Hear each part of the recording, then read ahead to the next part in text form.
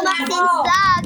So ngayon, manonood ako ng vlog sa aming TV. At guys, wag niyo siyang i-judge porket ganyan pa rin yung damit niya. Guys, naligo naman ako, malinis naman to. Guys. Kasi wala namang damit. Tapos Meron yung kapalit ko. Ayaw niya naman. Tapos si Pinsan ko si Tita May. Ate Rot. Siya yung nagbigay sa amin ng pagkain. So, guys, ang gagawin lang natin, magagala lang tayo, guys. Ayan ang laman ng aming rep. Marami siyang pagkain. Yan naman yung sa baba. Yan. Basta marami po siyang pagkain. Yan, dyan na nakalagay yung mga gagamitin namin. Lang. Dyan naman yung iba, yung kumot namin. Lang. Tapos, yan, dyan lang yung mga kung ano-ano.